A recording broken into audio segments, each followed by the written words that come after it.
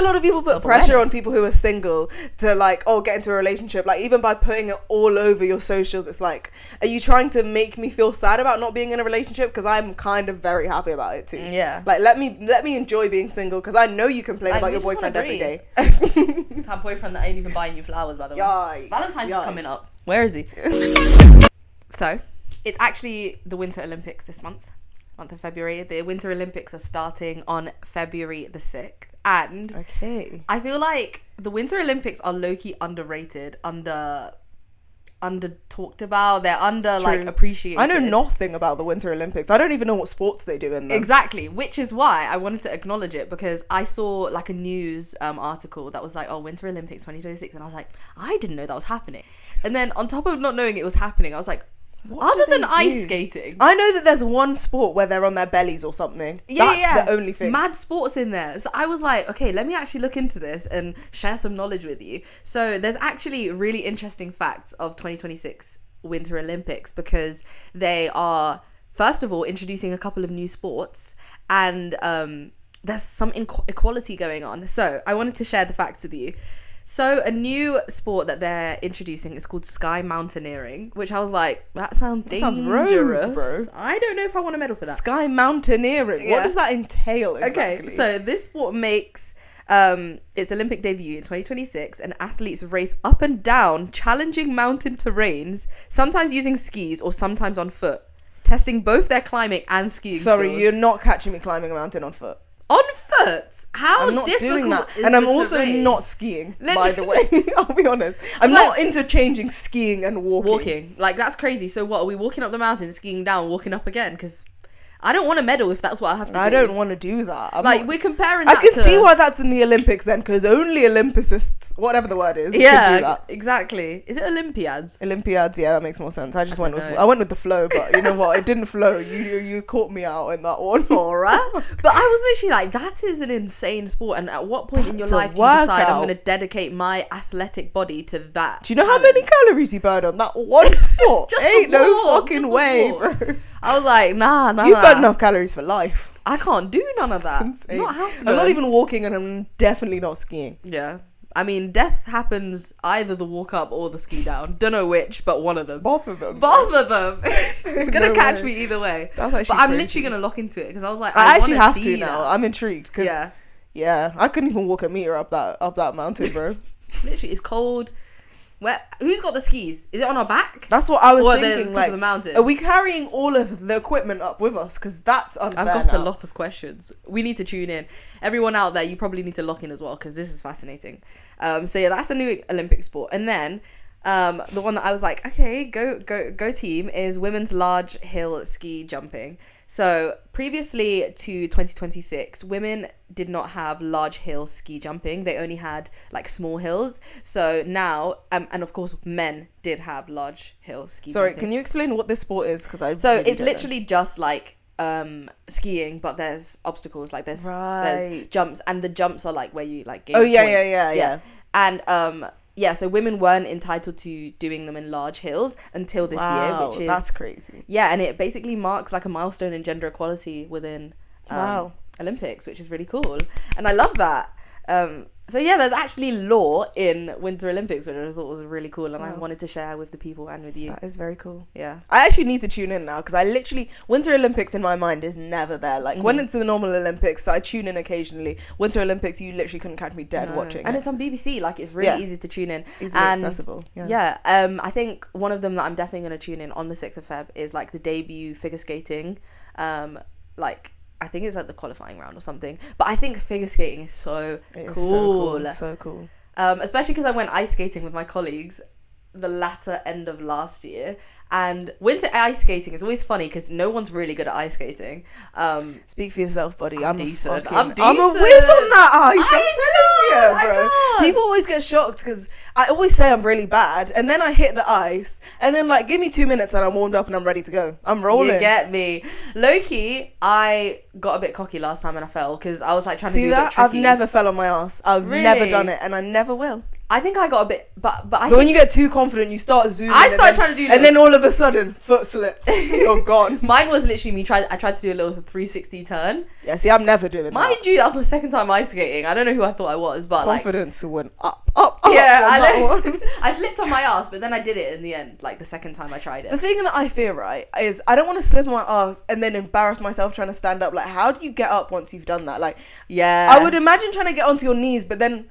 That's a bit much. No, you literally just like as if you fell normally and then you stand up, but you just need to like have firm grip, which is fine if you How do you stand up normally when you fall? I don't just like fall over on a normal day, so I don't really. I mean, if you fell I think onto if I your fell bum, over onto my bum, I'm not getting up from my bum. I'm getting onto my knees. Really? I don't remember how I stood up actually. Now that you say it, but also.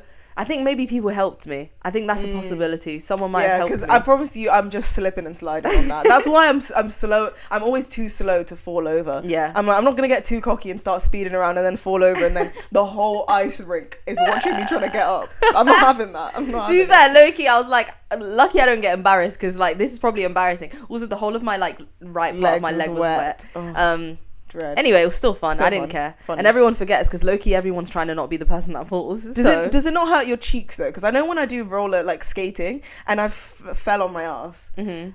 That was honestly the most painful thing I've ever felt. Like that was pain concrete, though. rattled through my bones. I was like, there is no way I'm doing this ever again. Do you know what? But I think ice is also hard, so I why think would it the not cold, be the same? the cold absorbs the shock. Yeah, like it low-key, froze your cheeks as well. Yeah, so yeah. Low-key, it was I like just an felt ice wet. pack Yeah. whilst you were also in pain. Yeah, it makes sense. I was just hella wet after that, and I was Yikes, cold. Pause. Yeah. Anyway, But continuing. yeah, long story short, I'm excited about figure skating and the Winter Olympics. Yeah, maybe we'll give a little cheeky update on how on our favorite sports when we're done.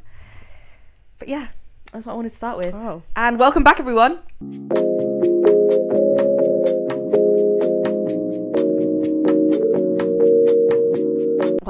Welcome back. Welcome back to the Same But Diff pod, the pod where we educate yet entertain. We motivate whilst making jokes. And we brighten your motherfucking Brighten your day. Brighten your day. So, I'm Cecilia. I'm Mary B. And let's get into it. And before we do, make sure you're subscribed. Make sure you're following on Spotify. Make sure you give this video a like. Make sure you give us a comment. If you think anything about winter sports, give us a comment. Give us a comment. And follow us on social medias, of course. Yes. But yeah, let's get into it, man. Okay, so complete switch of topics, really, because we're just talking about ice skating. But something that I really, really think needs to be discussed is this dreadhead epidemic. Oh. Because I know this is more like people my age than yours. But even then, I've seen a lot of people your age that are still rocking dreads. And I think it needs to come to an end now. I'm in the gym. Every black person in that gym has got dreads. It's tiring. Man. And most of you have not had a retwist in about 8 months. And it's showing. It's really showing. And I think all of your dreads are tired now. They're sick tired. of you. And the double barrel twists also are tired. Yeah. I think they're the best.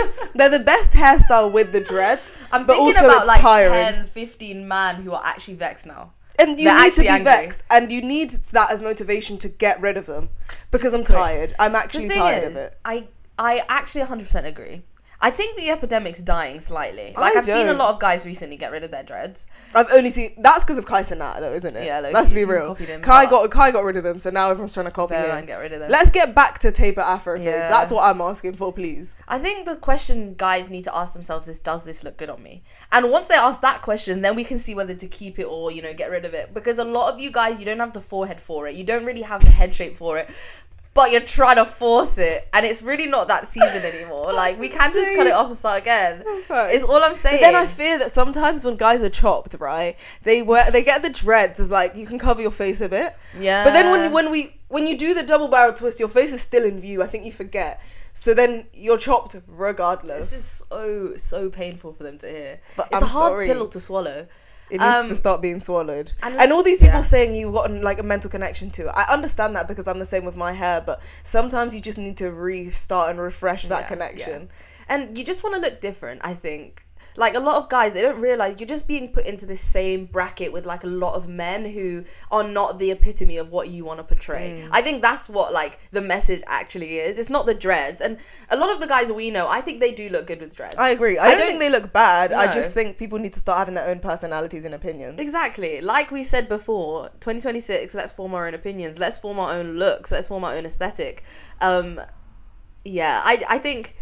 The problem isn't just the dreads, it's the connotation dreads carry. With the dreads, yeah. But I'm also bored of seeing every man with dreads. Like, let's, like, before it used to be waves, and then it was a high top, and like, let's switch it up. Let's bring, some people have waves, some people have high top, some people have an afro. Let's have a mix in here. Yeah, sometimes I'm like, oh, it's refreshing. This guy just has braids. Yeah, or, oh, facts. it's refreshing. I really love a braid, by the way. Yeah, I don't know why more people don't clean. do it. I mean, maybe not the, what's it called, pop smoke? Braids, yeah. No. Yeah, those were not that one, it really accentuates some guys' foreheads. Yikes, that looks bad on you. But, like, just braids in general, like cornrows, just do something different. Yeah, I want to see, like, it really impresses me when a guy he's doing his own. Let me shout out the burst fade, actually. The burst fade on a black man. Yeah. Like, a little bit of outgrowth at the top and, like, all the way to the back. It's giving. It's a nice hairstyle, you know? Taper fade afro, you know, it's not overrated. It's appropriately rated because it's a good trim. Yeah, there's a lot you guys can do, and some of the dreadheads, you guys just need to let it go. And I agree with that message. You really do. Please, for the sake of us, please. But a lot of the guys we know, like, low-key, you're not the people we're talking about. We're talking about I don't talk about people guys. that I know. I think most people that I know, if their dreads looked bad, I probably would have said something by now. Yeah. But no, most of them do. But the ones in the gym and the way you style it as well is so important. And some people don't get it. Get the retwist. And when you're getting it styled, please just don't do some random, like, pineapple on the top of your head. Like, it needs to end here. Yeah, I really like the 2-strand twists. Yeah, those look nice. Yeah, I think.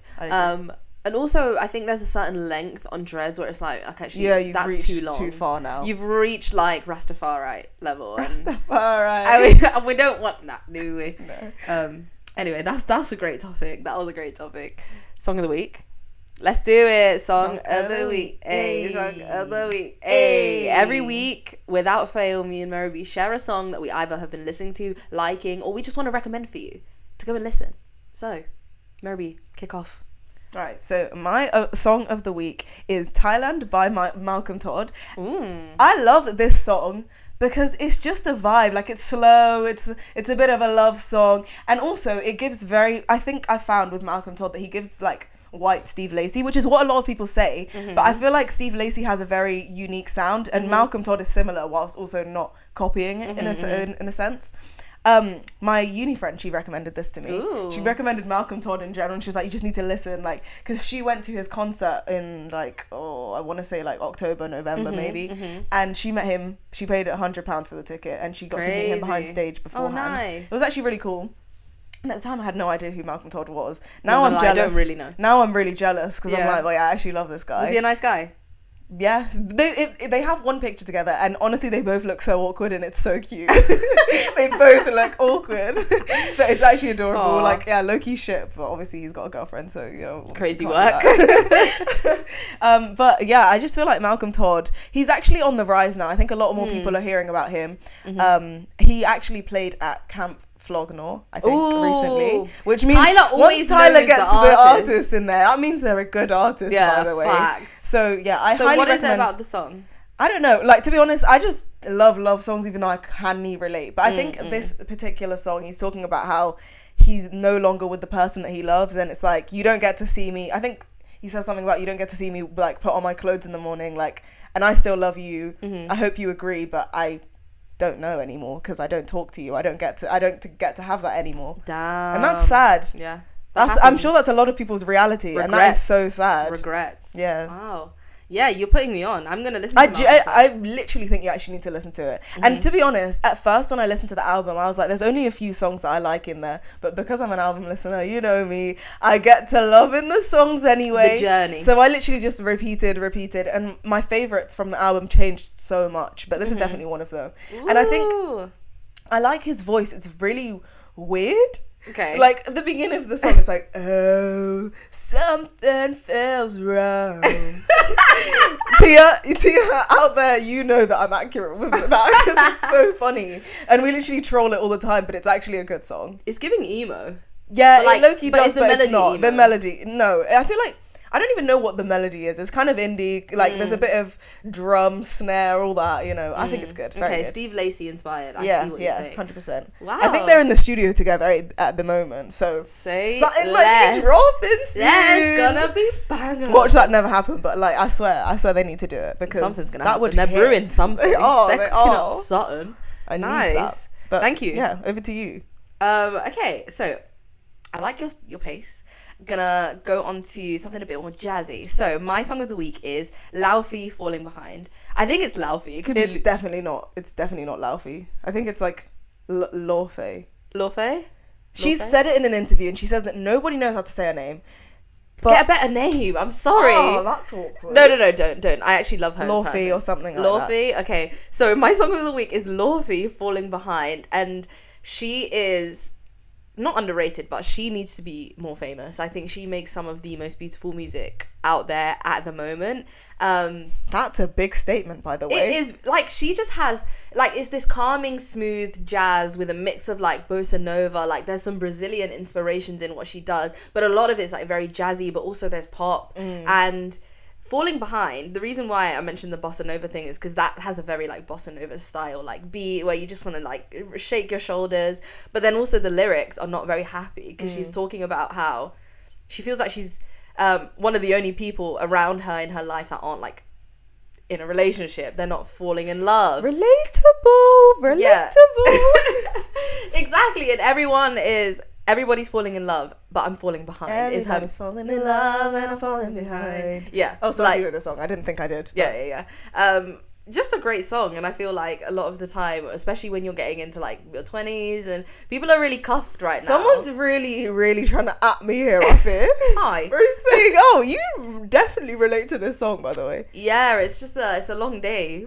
Thanks. But, as if you don't tell me enough every day. Thanks. Okay, we'll go back on track, and I'm sorry for what I just said, but I love Falling Behind by Laufey because I think even the intonation and the phrasing of every part is like do, do, do, do, do, do, do. Like, she has a very beautiful way of crafting a melody and a rhythm within a song, and she does this in so many songs. It sets the tone for what she's going to be talking about, and I think she adds like a light-hearted spin to a not necessarily light-hearted topic, but she's also not unhappy that she's not in a relationship and that, you know, things are going wrong. So let's normalize that as well, by the way, because I feel like a lot of people put pressure on. Okay, now I'm just like projecting. I feel like a lot of people put pressure on people who are single to like, oh, get into a relationship. Like, even by putting it all over your socials, it's like, are you trying to make me feel sad about not being in a relationship? Because I'm kind of very happy about it too. Yeah. Like, let me enjoy being single, because I know you complain about your boyfriend every day. That boyfriend that ain't even buying you flowers, by the way. Yikes, Valentine's is coming up. Where is he? MIA. Okay, cool. I think, yeah, this is our song of the week. Thank you, and great. Please check them out. I need to listen to that song actually, because I feel like she always comes up on my For You page, like, because I think some of her songs have blown up like recently. For sure. But I never take the time to actually listen to her. And I know as an artist, I'll just go and indulge in all their music. That discography as a whole. But yeah, I'm definitely going to take that on board. I feel like that will go into the Cut to the Feels playlist as well. Yeah. Guys, check out our playlists on Spotify. Yes, please. They're actually banging. We've now organised them, put them into different moods, different vibes. So you got to go check them out. Period. Thank you very much. Okay, I wanted to segue into something that we have indulged in. A franchise that we know and love, Avatar.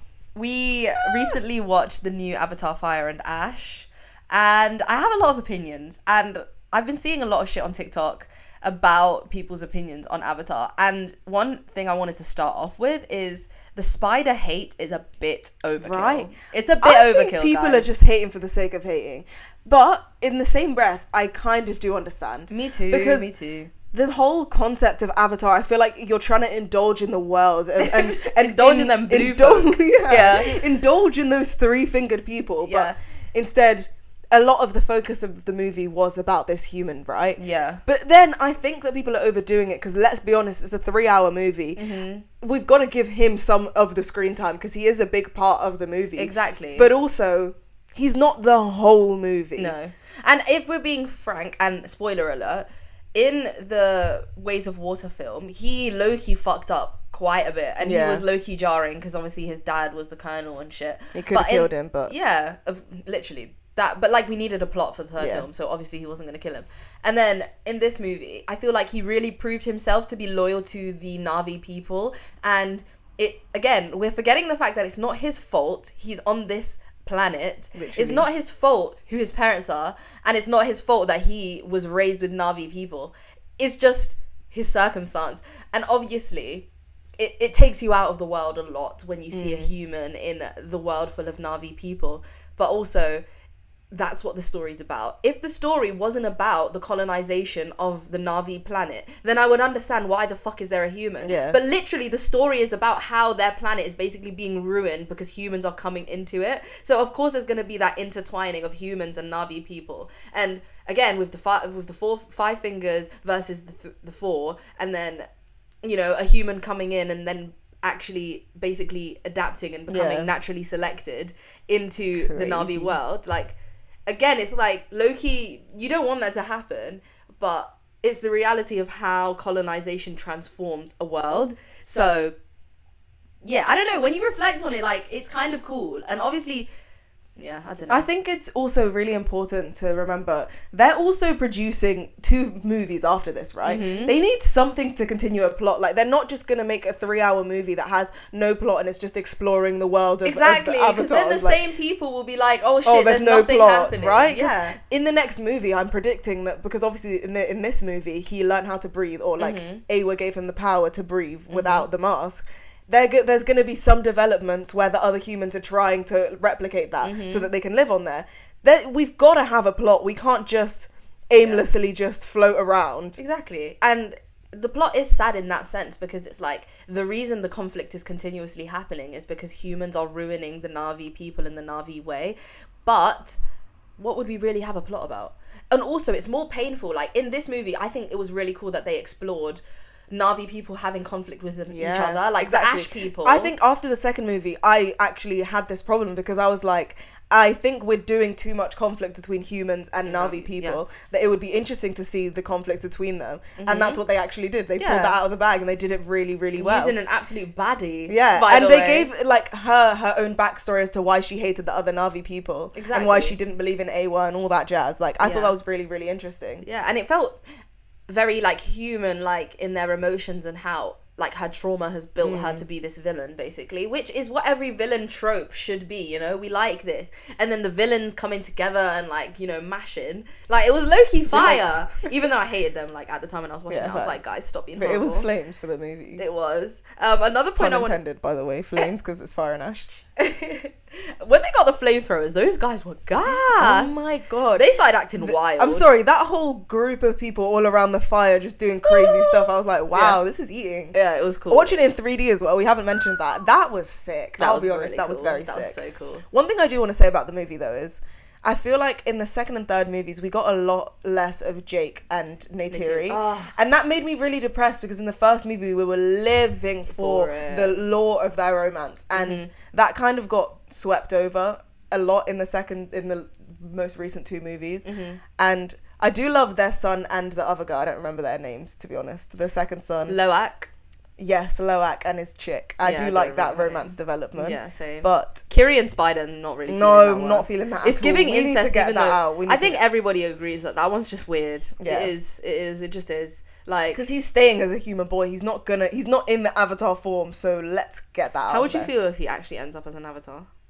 I think but they wouldn't do that, because he's already got the little tail now. Oh yeah, so he basically is a human avatar, but that just doesn't eat. Yeah, so can we just get that plot out of here? Because I'm not here. Kiri out here doing spiritual movements on him, like human. Anyway, it was kind of a cool scene though. Let's not lie. The the way that it was edited with the ground Yeah. like flashing and stuff, that was And I really think cool. that's also a beautiful part of all the movies. Like the visuals are Oh, they're insane. satisfying, Like bro. in that forest, like the water, I think that doesn't hit as hard. No. In the forest, when it just lights up, oh my Damn. goodness. Even under the water in Yes, water, that's when you yes, can the- like the roots and the tree and everything. That's the beautiful part.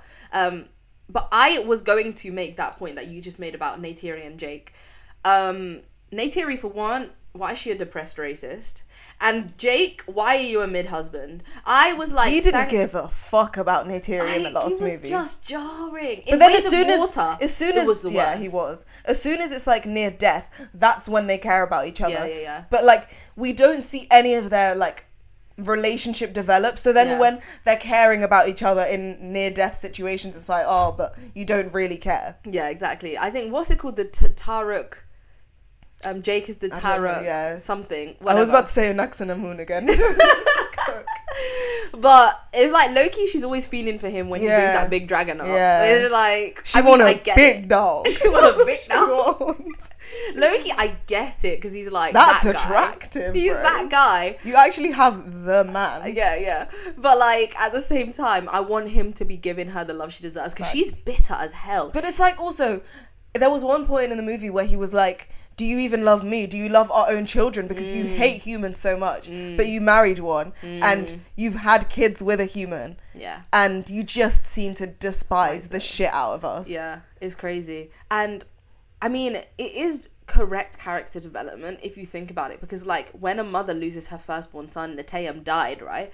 No woman is really gonna recover she's from never that gonna be the experience. same. And Loki, I mean, if we look at the time scale, there wasn't actually a time jump in the between the second and the third film. It was just like a continuation. So, of So course she was she's still grieving, mourning. and of course, and I think it was good that towards the end of the movie we really actually saw her coming back to herself. Like she saved Jake, the big dragon came back, so obviously she was horny, and like things were moving. That was a fucking great scene, by the way, when she saved Jake. I was like, Neytiri's doing her baddest due bee. deals. She's a wife. The wives out here ride out, by the way, because why was that water wife with the pregnant belly my God. riding out for a She war? actually gave her life for that. Bro. That baby being born. Sorry, this is so many spoilers. I'm really I'm sorry. so sorry, but we have to discuss about Yeah. it, though, don't we? When Neytiri just carried the little baby on her chest in the pouch. whilst she was also still fighting. I was like, Those babies are resilient. By literally, the guys, way. I think I would be dead, bro. I'm not gonna lie. I would have not fight like that Richter Nah, bro, scale would have been that's crazy. crazy. My brain would have been damaged. That's insane. Also, I'm just curious, right? So if Spider and Kitty, what's that name? Were theoretically, let's say they got together and had a kid, what would that kid look like?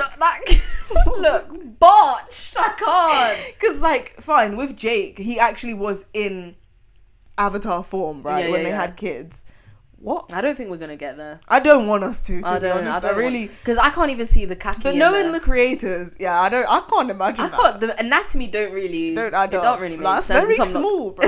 It's very It small. don't make sense. But like, I can imagine that the creators of the movie would try that, Yeah. and I don't want to see what that would look like. Like I know you guys. Would it have are- like pale skin with the blue on it as well? Like, I don't need that. Yeah, they would try it, wouldn't they? They're doing stop. anything, Just bro. stop, Just like- leave that. Leave that for after the movies are But finished. Loki in the next like 10 years, because that's probably when the last one will be out. Like maybe I'll be ready to see that. Maybe I just want to know. Facts. AI will be advanced enough to make that shit look Definitely. real. But the logistics don't make sense, and I just think it's a bit grim. I just think it's weird. Like you guys grew up together. You're basically In the same siblings. You were family. raised as siblings, so now you have crushes on each other. Like, I think it's a bit mad. weird. It's a bit mad. weird. Like, fair, you're not literally biologically related, but At all. come on. Yeah. You were raised by the same parents. Yeah. Come on now, let's do the maths. Let's do the maths. There's Like, got to you be guys are a other bit people dodgy. out there for you, surely. Yeah. And another thing I thought that was really interesting, and I know we're going on and on and on about this, but a lot of people had a lot to say about Awa actually being seen, like the god of really? the world Yeah, yeah. actually being seen, because they were like, well, it take away some of the mysticality and like her godlike. I wouldn't even say Figure. so, I I'll was be honest, like, because I thought that no. was really cool. Like, Yeah. the way they did it, where she was constantly trying to see her and speak to her, and then eventually she got through, and then we just see like the side of her face. I think that was so cool. I agree. And I think it was like, because it wasn't everybody has the opportunity. Yeah. A lot of people were saying like, oh, why did Spider and what's her name, Took, why were they able to see her too? But I was like, listen, Kiri has a special gift. She has a special connection with Awa. Like, it makes sense, but she also needed that help and that support. And I think it works because the Na'vi people are so close to Awa anyway. Yeah. Like, they are, you know, one with Awa, and they respect it to its highest degree. So it being real is like, of course they respect it because it's actually a real thing. It's not like actually God, like in the sense that there's no evidence. Well, you know, we're not get into that. For them, there is evidence. Exactly. And someone else said online that it's kind of like death is redundant because when they connect to the tree, they get to talk to their dead relatives. And I was like, that doesn't make it redundant at all. It doesn't. And also, you're not really speaking to them. It's like a spirit. You're having like a spiritual encounter. Just because they're not like dead. They're not in the world, and you can't be connected to the tree all the time, can you? Like, let's embrace the beauty of being able to speak to your dead loved ones instead of like literally saying it's not realistic. The film's not a real film. Like, let's get a grip. I think people are really struggling with this concept of it being real versus fake. Can you not see the people? They're blue and tall. Like, I'm not seeing that problem. I was on like the Avatar algorithm, so I was so like, funny. I really needed to talk about this film. Something that I did really love about it though was the fact that like they're so in touch with nature and like keeping it pure and not destroying everything, because I think that's so foreign to human beings. Like, we love to just ruin everything that's natural, and I think it's just so beautiful to watch that like whole world unfold, and they just love protecting it so much. And I think that's really what the creator like was doing with the whole series, like highlighting how much, if humans didn't want to destroy the earth and actually worked with it, how much we could potentially gain from nature itself. And I'm not saying we have tails that we can connect to A1, but like, or to dragons. I look, you would love whales. that. I would love that. Yeah, like, I'd be sick. Put me in. Actually, make me an avatar, please. Like, someone just turn me into that. Low-key lit, right? Like, that's fucking flames. Their bodies are tea as well, like crazy tea. All of them. I haven't seen a fat avatar. I've never seen a fat waist either. Oh god, they are slim. They're slim and prim and proper. Yeah, I loved it. I think I've rated the film a 4 out of 5. Maybe even a 4. I'd give it a 4.5. Yeah, like, it's such a good film. It was such a good movie. Like, I sat through it, and of course it felt long, but it also didn't feel that long. Like, I think that it developed the movie exactly where it needed to. So highly recommend it, even though we've spoiled it. The plot isn't. We've told you the entire plot, so there's really no point. But like, honestly, for the visuals, I'd watch it again. Yeah, me too. I definitely will at some point. Oh, when the next movie comes out, we're doing a binge watch again. 1, 2, 3, then 4. Yeah, has to happen. Absolutely has to. But on the note of movies, right? We also watched Marty Supreme in the cinema. 1st of Jan. That was a fucking banger of a movie. It so was. I feel like I don't even know where to go. I feel like, honestly, Marty Supreme as a person is what we wish we were. Period. Because not fully, but not completely, but it's like, if I didn't have morals and I didn't care about the human race, that level of confidence and belief in yourself is what I want to embody. Because he literally said, no matter what, come rain, come shine, I am going to be the best table tennis player. I'm gonna go and beat everyone at that competition, and I don't care what tries to stop me, and nothing is getting in my way. And it was so cool. It was actually so good. And I literally recently saw an ad for it, and I never noticed before, but it said chase your dreams underneath Marty Supreme. And I was like, right. And obviously he was running as well, and in the movie it's pure chaos. He's like running, going around doing, especially towards like the climax of the film, like it was just actual chaos. It's honestly a nightmare when you're watching, because you feel it so much. You're like, he does one thing that's bad, he then has to do something else that's worse because he wants to counteract what he just did, but then he ends up in a worse situation, and it's a constant cycle of bad to worse to the worst possible thing ever, and you're like, how is he gonna get out of it? But the one dream at the end is always just what he's chasing after. He's always after it, and eventually, I mean, he gets there. I mean, in one way or another. I think the beauty of the film at its highest point was that it showed karma in a way. Because 100%. Realistically, and I don't want to spoil it because I think it's still out and I feel like people really should go and watch it, but the way in which he achieves his goal, or their lack thereof achieving his goal, was so fitting to the actions he took, because even though he stopped at nothing to achieve what he wanted to achieve, he stepped on so many people in the process, and he caused so much damage in the process that it was like, I was really battling in myself. Yeah, it would have been unjust for him to actually get exactly how he wanted to achieve his dream. I really was thinking, do I really support I don't Marty? want him to. Like, do I want him to? But at the same time, but then you got to respect it so much. Yeah, literally.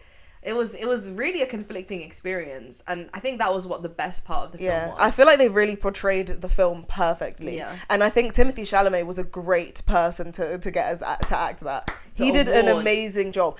Timothée Chalamet really deserves his flowers, by the way. He does. Because he's acted in so many different types of movies, and he always pulls it off so well. Yeah. And I think he really does not get enough credit for what he does. He's genuinely one of the best actors of the 21st He's so diverse. Century. Absolutely. So diverse. Absolutely. Like what? He can play in Wonka and be that fun, bubbly, random guy who loves chocolate. He can play in Beautiful Boy and be someone who's struggling with addiction. He can play a gay man in a romantic movie, Call Me By Your Name. Oh my goodness. He can play a monarch in Dune. Do you know how many good films he's been in? I'm sorry, that's crazy. It is insane, and he pulls it out of the bag every time. I watched Odessa talk about in an interview, and she said that Timothée Chalamet was one of the best people she's ever acted with, because they challenge each other so much when they're acting, and they really bring everything out of each other. And I was like, to act with someone like that is just such honestly a gift. And I saw Tyler, the Creator, say when he was, obviously this was his first acting role, and one thing that he found amazing with Timothée Chalamet is that they were joking around whilst the cameras weren't rolling, and then the second the camera started rolling, he would switch. Snapped. He would be in character, in flow state, and I was just like, that is what's it called? Prodigy style talent. Yeah, like, it is. Because some people need to be in character throughout the whole of filming to be able to actually nail it. But he can literally be himself until that exact moment that the cameras start rolling. That is insane. And some of the things he had to do in that film, like, it really takes you being in that character to deliver the lines he was saying, the disrespect, literally. The audacity he had as Marty. I saw Tyler, the Creator, in an interview where he said that there was one bit where he said, "Get the fuck out of my car" in the movie. And he said that at that point, it was literally 4 a.m. because they'd been working their asses off. Timothy was still in character. And then when he said, "Get the fuck out of my car," he genuinely meant it, because he was exhausted from having to work so fucking hard in the movie. Wow. That's crazy. Like, that is dedication. You guys were working until 4 a.m.? Really? Being an actor sounds fun. That is long, bro. But long. Those hours are ungodly. But, like, imagine the banter you guys have between takes. Like, that would be lit. Yeah, he was an exec producer and everything, but, like, genuinely, to start the year off with such a good film, I was, like, blown away. I think Timothée Chalamet, like, definitely a talent of the century, like, insanely good talent. Yeah, I think he already won something. Like, I think he's won a couple things. He needs to win more. An Academy Award? Come on, guys. Because I've genuinely never deeped how, like, diverse and amazing he is, because a lot of people, like, cannot, like, diversify what they act in. Like, some people can only do comedies because they're that funny character, but he has literally gone across the board. I'm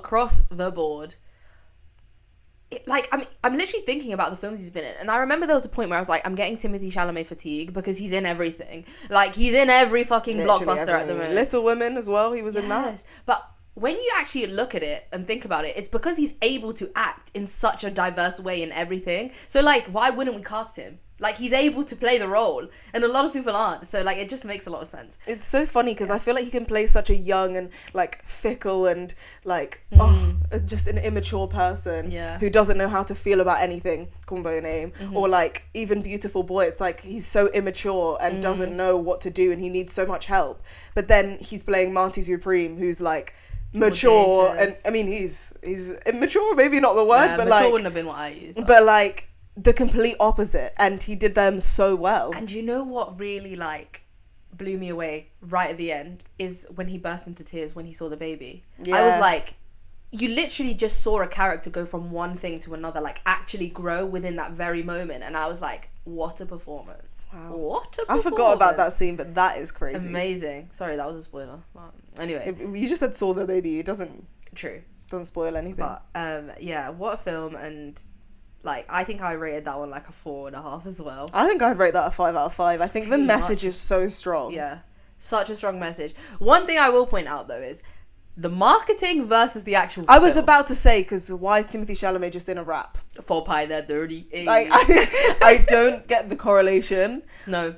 I would also say, I think in the movie, this whole orange ping pong ball thing, it kind of got swept under the rug. Or maybe we don't understand what that's supposed to be, but they used a lot of it for their marketing. Like, everyone's always wearing orange, they've always got the ping pong balls around, and I don't know, maybe I don't get it. I think it was like, because I don't get it either, and I would love someone in the comments to let us know why they used the orange ping pong ball so heavily in the marketing. But I did see something about how he was cast based on that scene where he was, you know, when he was selling the orange balls to that guy, and he was like, I want to be the orange, you know, and he was really good at acting in that thing, and I think that's what got him the role, if I'm not mistaken.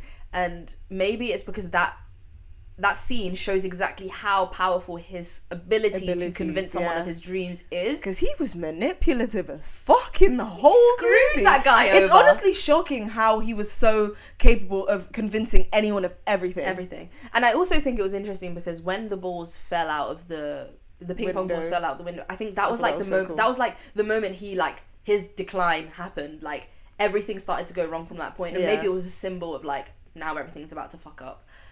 So they're really cool, but again, when I started seeing people with like a ping pong ball head, like walking around, it was random. It was a bit crazy, bit much, but amazing film, absolutely amazing film. Wow, I think that's all we had for today. That is. I'm just left reflecting on those movies because they are bangers. Amazing films. If you guys shared the opinion we had, like, let us know in the comments. If you haven't watched them, we highly recommend, and then come back and let us know what you thought of the films. Again, thank you for watching. We've been saying but diff. Please like, comment, subscribe, follow us on Instagram, TikTok. Put on those push notifications. You know what to do. Go listen on Spotify. Go give us a rating. Share the love, spread the love. Listen to our song of the week playlists, actually. Exactly. Thank you very much. Bye. See ya.